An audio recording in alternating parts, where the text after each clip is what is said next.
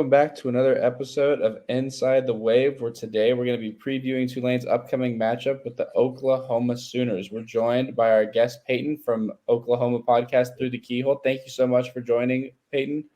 How you doing? Thanks for having me. I'm doing great. Yeah, I stepped on your line there, but yeah, doing great over here. Thanks for having me. We've got some dark clouds over in southeastern Oklahoma. My assumption is it's kind of being pushed up here. What Isaac's going through a little bit further south than where I am, but doing great here in the great state of Oklahoma. Doing great covering the fanatical fan base of the Oklahoma Sooners. I could see that on TV when I was watching the Oklahoma-Houston game. Now in the SEC, new traditions in addition to old traditions. I admire the culture and history you guys have over there. And Payton, thanks for joining us. I was hoping you could give us a little bit of a recap of the summer and then the first 2 weeks specifically with that close game with Houston. What's going on over in Oklahoma and how are fans feeling about the team right now? Well, I mean, over the summer, Oklahoma had some key concerns on the offensive and defensive line. I mean, obviously entering into the SEC, which is, a line-dominated conference, right?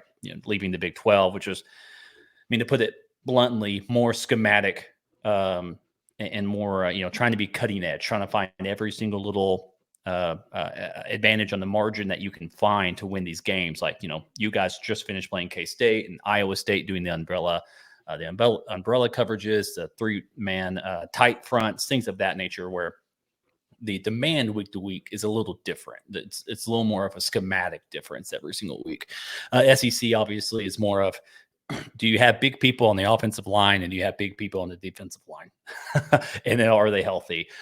So over the summer, it was a hard and a big push to get those types of players. So obviously, OU portals in the guard from North Texas, who I cannot pronounce his name for the life of me, number 54, brings in the center from SMU, Hickman, brings in the defensive tackle from TCU, Dominic Williams, able to outbid Texas and LSU to get his services, and then brings in David Stone, a five-star defensive tackle, as well as a current freshman starter who was a three-star, Jaden Jackson, both out of IMG. So Oklahoma invested a lot in the offensive and defensive line over the summer, continuing to do so for 2025. This is a multi-year rebuild. And then obviously you had that transition at the quarterback position from Dylan Gabriel to Jackson Arnold, which caught a lot of people by surprise, seeing Dylan Gabriel go straight to Oregon. But even before the 2023 season kicked off, Brent Venables is on record saying he's here for one more year. Like, whatever he does after that, that's what he does. We've got the next guy up at that point in time. So then the odds got released. FanDuel had OU's over under at 6.5 for about a day, and then it's up to 7.5. And it kind of shook a lot of people's understanding of what Oklahoma football could be. A lot of rallying on the fan base, myself included. We picked games on our side. We're kind of split in between 8-4, 9-3 before the season started. And then the offensive line kind of showed itself in its reality on this first two games, as well as just the health of the receiving core. I mean, they're obviously down three of their top four pass catchers, and then down to, they were playing their fourth-string center for a while, who now they've lost for the year. So now it's Bates, who's the third string center. If you watch the Houston game, he's the one who ripped his helmet off and almost cost OU the game at the end. But there is promises of Hickman being back this week, promises of Nick Anderson and Andrel Anthony being back this week, and also promises of their starting right tackle, Jake Taylor, being back this week against Tulane. So Tulane may be the first time in which Oklahoma may have some semblance of health and some semblance of what this team is going to be for the rest of the year. But it has caused a lot of alarm bells to go off to watch Oklahoma on the offensive side not be able to get push, and that all starting at the offensive line. And a lot of fan bases, myself included, doing film reviews and breakdowns and trying to figure out what to do. And there's really nothing to do. I mean, if you're down to your four-string starter, who then you lose for the season at center, you're down multiple players across the board on the offensive line, and you're starting two brand new tackles who were portaled in. They weren't like homegrown guys. You're just going to have an issue. And I think OU is just going to have an issue. Yeah, hate to see the injuries on that interior offensive line for Oklahoma. It's the worst part about sports. Obviously, whenever you load up the NCAA video games or Madden, the first thing people do is they turn injuries off. Can't do that Yeah, in real yeah, life, yeah. unfortunately. But given those injuries, I'm not sure how familiar Oklahoma fans are with Tulane's roster. It would make sense if they weren't that familiar since it's out of conference. But Tulane has two of the best interior linemen, not just in Group of Five, but in the country. And Patrick Jenkins, who was pursued by LSU this offseason, and Aiden Huntington, who had 8.5 sacks from the interior position last year. Are OU fans at all concerned about that matchup given the health on the offensive line? Well, let me say something right now. Oklahoma fans were pretty much of the belief they were going to go 4-0 in non-conference, right? Understanding that, Tulane would be a step up in competition over Temple, who was, I haven't checked SB Plus this week, but last week was the worst football team in SB Plus. They were the 132nd week 1, week 2, they were the 134th. So, and then Houston was in the hundreds as well. We understood Tulane would be good, right? We'd played them before 2021. It was a close game. We understood that, it's Louisiana. You're going to have players. But before this offensive line really unveiled itself to have so much injury concerns and skill level concern at this point in time with who's actually able to play, Brent's even talking about, hey, we have a couple of freshmen who potentially will play next week, stuff like that. I mean, it's red alarms, it's all hands on deck at this point in time, the offensive line. Now for me, myself, I've always said, and from the beginning, Tulane will be the first actual test for Oklahoma.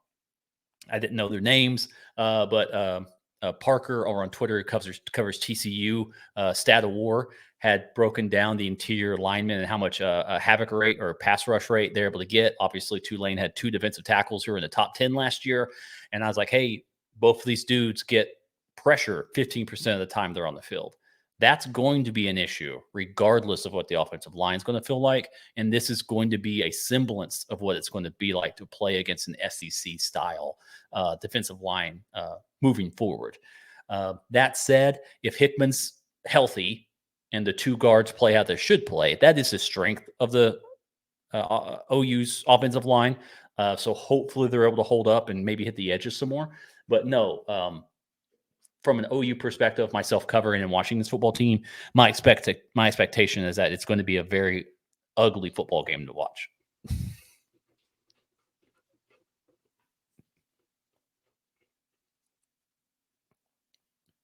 Thanks, Payton. This gives us a really good overview. I do want to dig into the O-line a little bit more. But first, I'm very excited that you mentioned Parker Fleming, Stats OR on Twitter.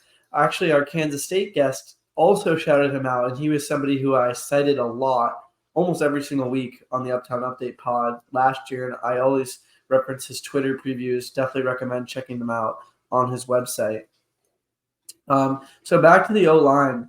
We know that Hatchett's out for the year. Do you have what's your confidence level on the SMU transfer Hickman returning this week? We did speak with Aiden Huntington this morning, and he actually said that he thinks it's scarier going and playing a backup who hasn't really gotten his chance before because that player wants to prove themselves. But I do think that Hickman is a player that Tulane struggled with in the conference championship game last year, and if he's healthy, they probably will struggle with him again.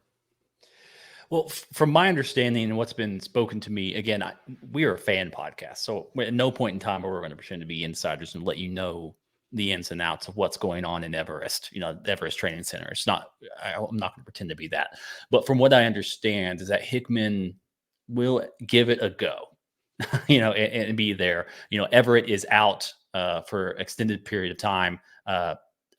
With this knee injury. So you either have Bates and you have a Hickman at that point in time. Now, do they rotate something of that along that nature? I'm not entirely for sure at that point in time, but you have to understand against Temple, when Hickman went down, they went to Hatchett instead of going to Bates. And Hatchett was supposed to be your 4th stringer. So it maybe kind of lets you know where Bates was on the pecking order to begin with at that point in time. Now, Bates was also dinged up a little bit himself. Going into that thing, but if you look at the Temple game when Hatchett came in, he had like a soft cast on his entire left arm. So it's like it's a walking mash unit at that point in time. When it comes to cohesion and it comes to how the offensive line should play it together as a group of 5, being as one unit to a certain speak of time. They've had so much shuffling. I don't know if it matters, to be honest with you. I don't think it's going to be like, oh, we're replacing this one dude. Every week, OU's had a different starting 5. I just don't know if it's enough to outweigh the talent and skill upgrade Hickman presents if he can go to stand up against the strength of the Tulane defense. I would rather go talent on talent and risk maybe whatever skill or whatever sort of like a snap experience that Bates has been able to get over the last week and a half. Yeah, so we've talked about the O-line. That certainly could be one recipe for a Tulane potential win here. What do you think the game looks like if Tulane ends up winning, and what do you think the game has to look like for Oklahoma to win? Oh, the game for Tulane seems pretty simple. I mean, to be honest with you, it's be strong on the defensive line. It's do not allow Oklahoma to run the football. If you can do that, you've got a really good shot at it, because Oklahoma is down wide receiver number 2, wide receiver number 3, wide receiver number 4, wide receiver number 5. Brennan Thompson's banged up, and Jazway Petaway is also banged up. I mean, they are down to like it's Deion Burks and it's Bauer Sharp. That is the pass catchers. So you have a fast slot guy and an athletic tight end. That's it. You can sit down on everybody else. I'm not afraid of anyone else Oklahoma has on the edges right now, because they're true freshmen. They're 18-year-olds going out there and trying to play this football team, trying to play big time college football. They have not shown the ability to take the top off. And as well, the offensive line hasn't shown the ability to protect Jackson Arnold long enough for him to have time to then take the top off of a defense. So how it probably works out for Tulane to win this game, it starts up front for them on the defensive line. Is if those 2 defensive tackles can get enough pressure, really cause havoc on the running game. I have in front of me here that Tulane's front 7 has a havoc rate of 20.3%. So 20.3% of the snaps they're on the field, they're causing havoc. That's not great for Oklahoma. And then you just basically score where you can. Oklahoma's defense is actually good. They do seem to be very good. Houston had one good play, and that was on a coverage bust that Brent Venables said was his staff's fault for getting the call in late to the safety. And then if you saw recently on PFF, they had actually rated the safety who gave up that touchdown, Robert Spears Jennings, as the best safety in college football currently. So Oklahoma on the defensive line, the linebackers and secondary are extremely, extremely salty. Tulane will have to hope some plays are busted and they're able to kind of move down the field and not try to take too many chances. I just started an NCAA dynasty of Arizona State on Heisman with some friends, so I had to play Michigan, and it's like dink and dunk. Like, let's a little bit at a time. Let's work your way down the field. I think Tulane's going to need to do something of that nature, because their front 7, if Oklahoma's offensive line doesn't show up, they should be able to bottle up Oklahoma's offense, who is basically in the bottom 10 in every single major statistic at this point in time. Now, if you flip it, if Oklahoma does get a running game going, I think Oklahoma can win the game at that point in time. Because if Oklahoma gets a running game, that means that amazing havoc rate isn't working, and Oklahoma can move the football and go that way. So, and then maybe they get an interception or 2 or something along that nature. They had 6 against Tulane. They had 2, I think, maybe 1 or 2 against Houston. I can't quite remember. I was just seething watching that Houston game, so it's a kind of a red memory.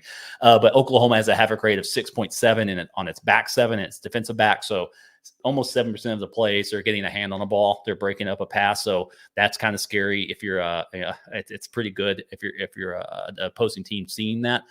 Tulane's only doing that 3% of the time, so there is a chance Oklahoma, if Nick Anderson, who is rumored to be able to play, Andre Anthony, who is rumored to be healthy enough to play, if it's Nick Anderson, Deion Burks, Andre Anthony, and Bauer Sharp, and the offensive line is able to stand up just a little bit, Oklahoma may be able to make some hay on the in the passing game. So that'd be my side of it, is if Tulane's able to cause havoc on their defensive front and stop OU's running game, they'll probably win. If OU's able to kind of move it around and stay 2-dimensional and make some hay in the passing game, then they're going to win. It really just boils down to how much of a bonus will Tulane's defensive line be against OU's negative, which is their offensive line.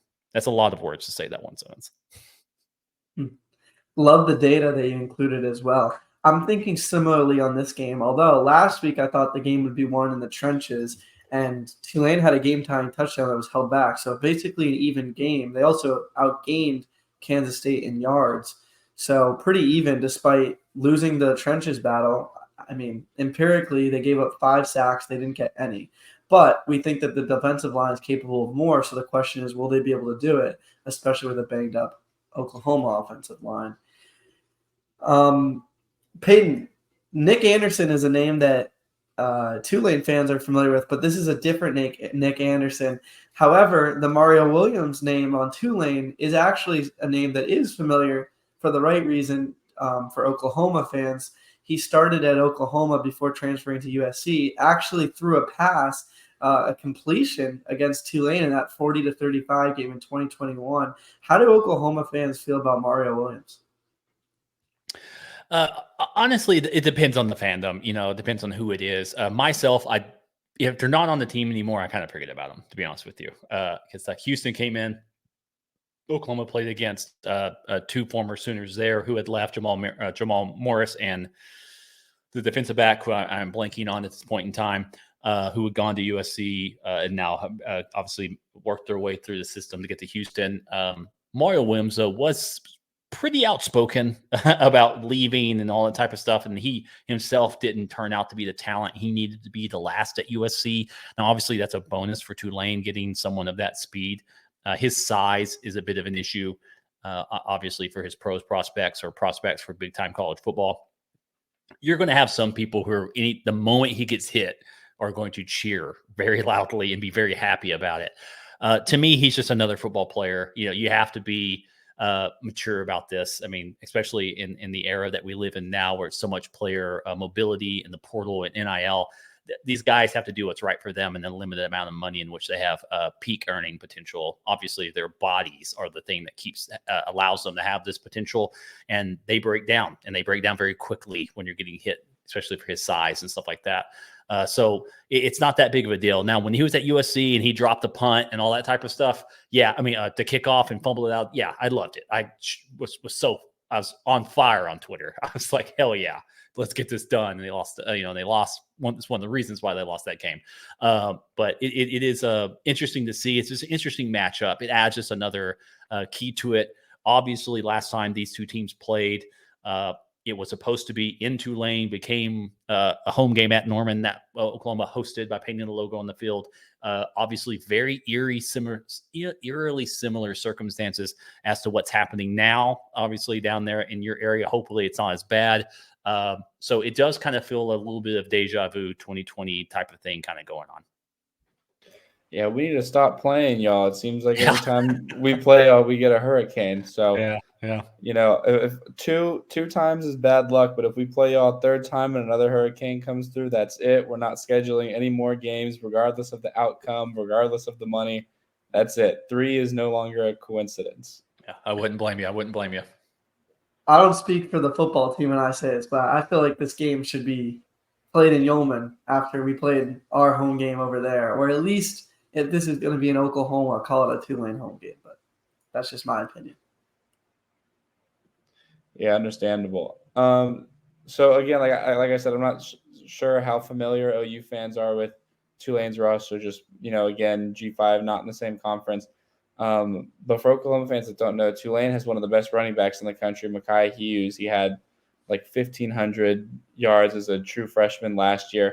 I know Oklahoma has Danny Stutzman, who's one of the best linebackers in the country. Apart from Stutzman, how good is OU's run defense? And, who else do you expect to contribute to trying to stop Mekhi Hughes? Oh, I mean, OU's run defense is extremely good. I mean, their front seven is extremely good. Like you said, Danny Stutzman is like an old 1980s, 1990s linebacker. I mean, where his weakness is in coverage, having the speed to hold up and some of that zone stuff and catching the slot receiver. But if you say, hey, go fill the A gap, the B gap, he's right there.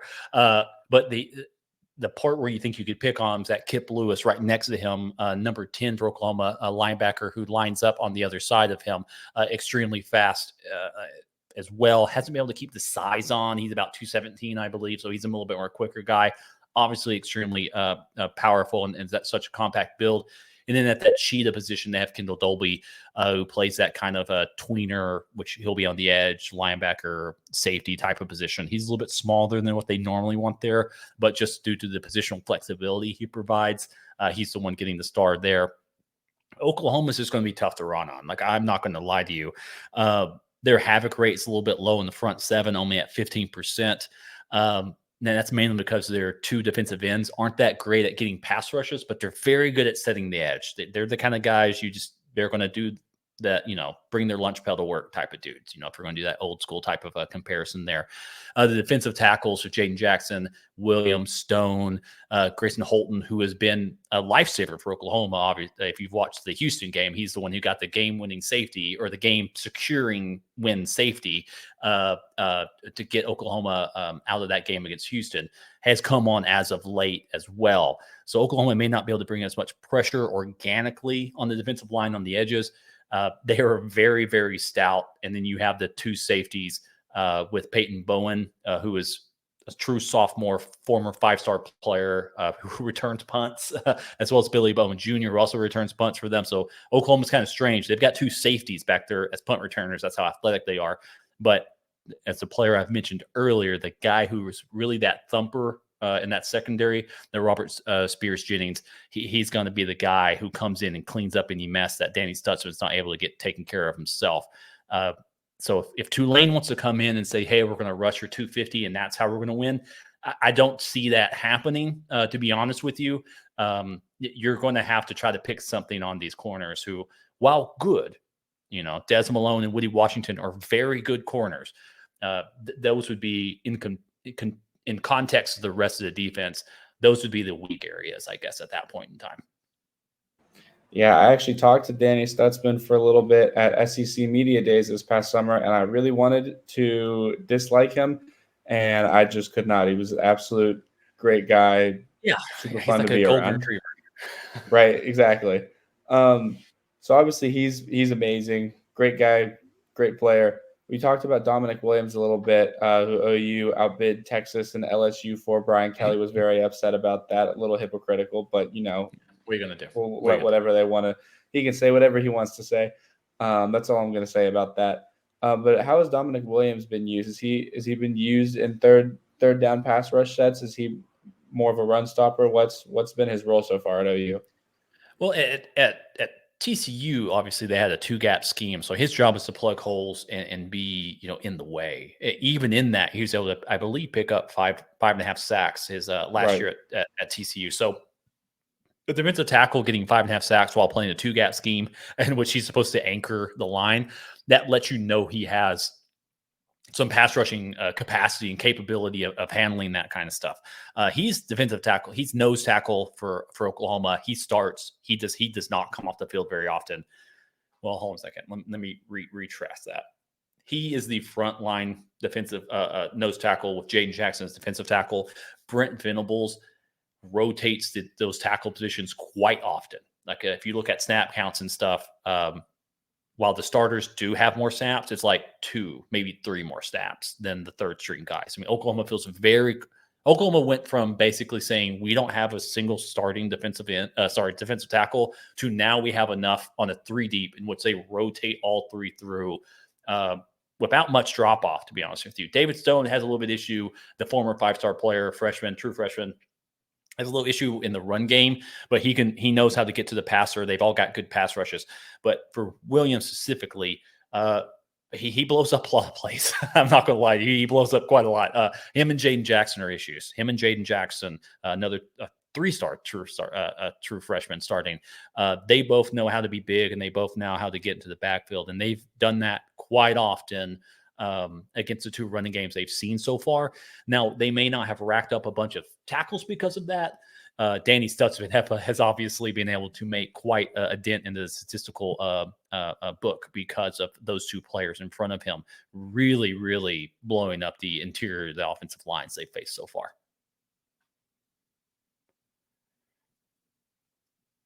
I know Tulane is expecting Oklahoma to send the Hounds this week. Unfortunately for y'all, Darian Mensah already got his mistake out of the way. He was told by Coach Stonewall he can make one mistake, and he made it last week, a critical fumble against Kansas State. So we'll see how the ball security is and how the O-line can stand up. They let up 5 sacks last week. Vinny Murphy let up the first one of his entire career.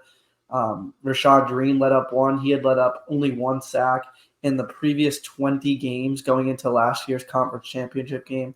So I'm interested to see how that line battle goes.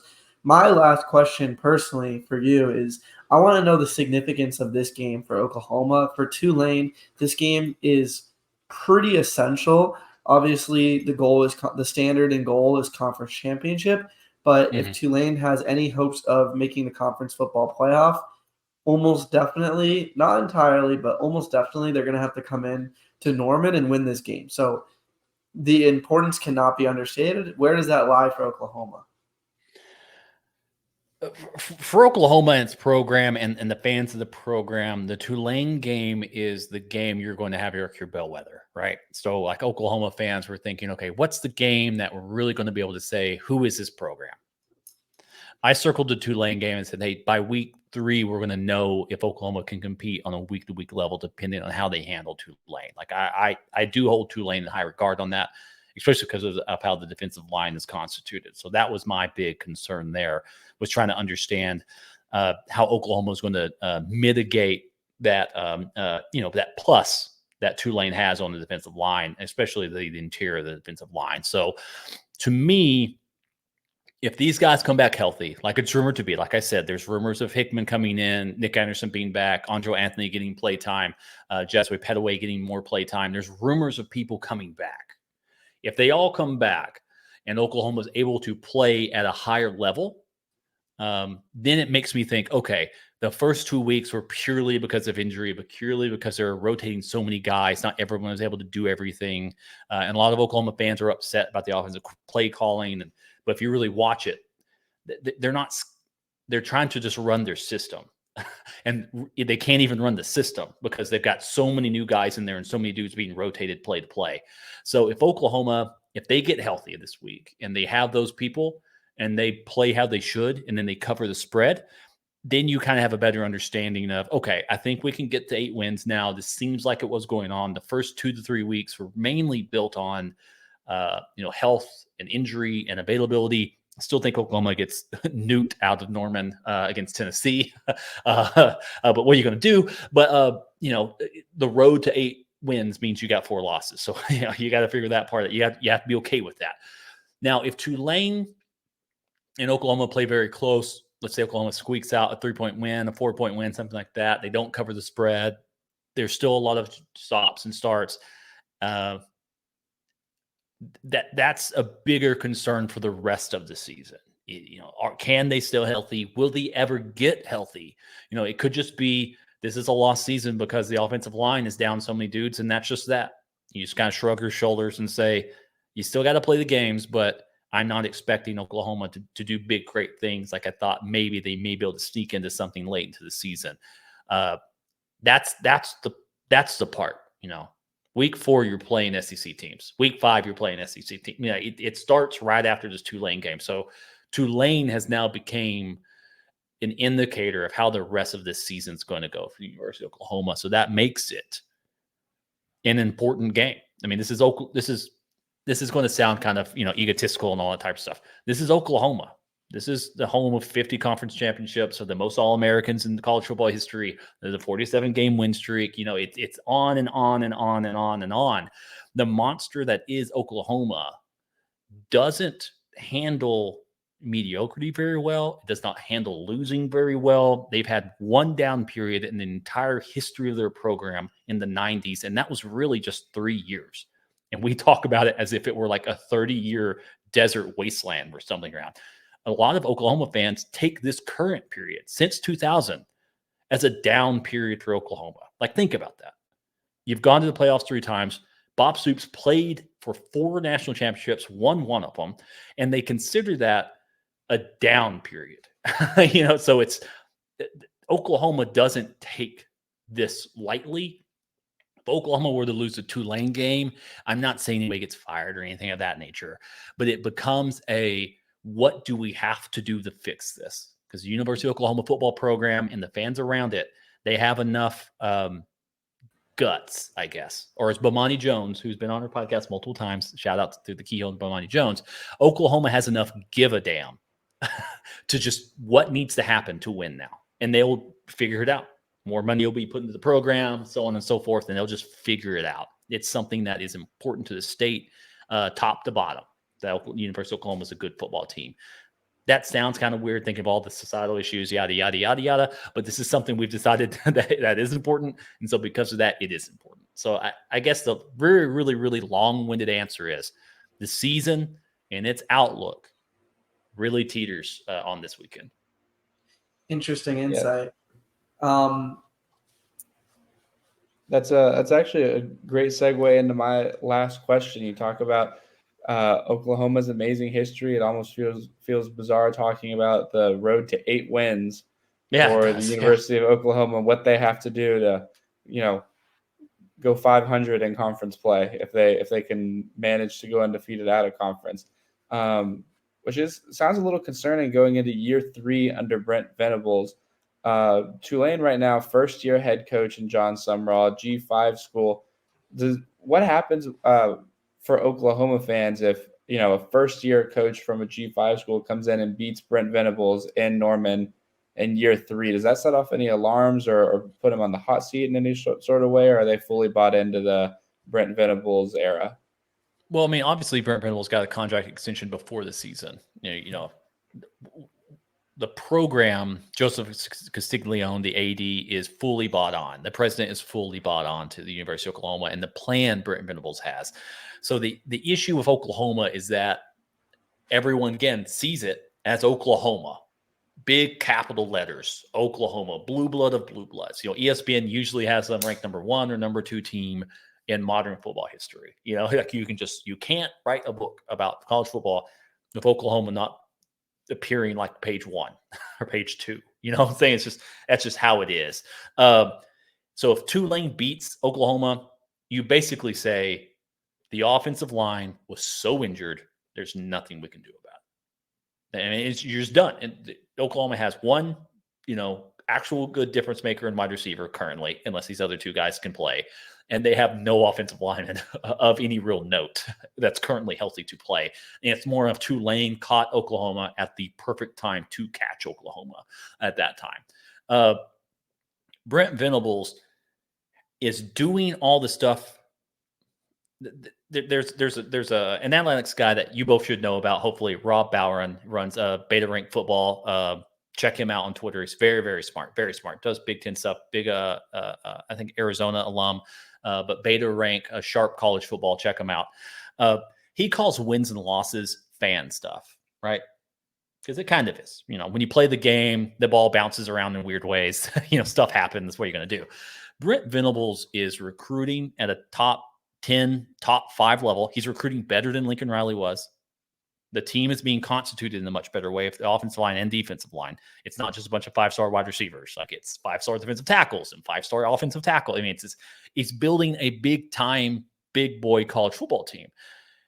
Oklahoma's had the highest fundraising as a university in the last 2 years. Been 2 record fundraising years back to back. NIL is one of the highest in the SEC. You know what I'm saying? He's doing all the stuff around that you want a head coach to do, and he's doing all those things at a very high level. And then the winning should be kind of a side effect. You know what I mean? If you're just like Lincoln Riley and other coaches and so on and so forth, if you just chase wins without worrying about the foundation of your program, eventually it will kind of topple down.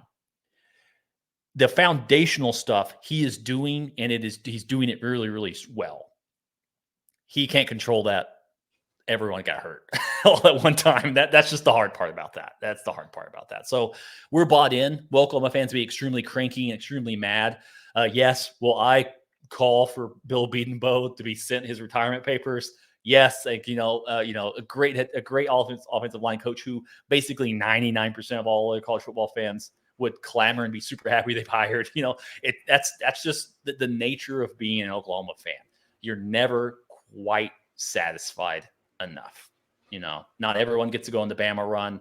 And Oklahoma fans of the past are used to being that level of school. It's been a while since they've been up there, and there is a frustration that has set in to the University of Oklahoma fan base that they're not shoo-ins to the playoff. They're not shoo-ins to national championship games at this point in time. They are obviously a tier 2 type program as of right now. And we fully believe, rightfully so, in my personal opinion, with their recruiting advantages Oklahoma has, the financial advantages they have, the revenue they produce, they should be in the tier 1 side. Now, can Brent Venables be the guy who gets them there? I'm not for sure. Is he building a football team that could get there? I believe he is. I don't know if that's a good thing or not, but that's what it is. Well, all I'll say before we sign off is that you're lucky in the 40-35 game that Michael Pratt driving down the field on 4th and 13 was stopped a little bit short. Otherwise, This would be a different conversation potentially.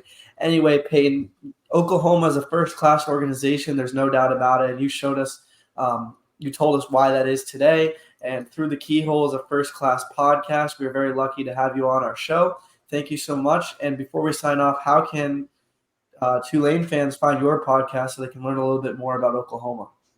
Yeah, I mean, just check us out at keyholepod.com. That's our public side.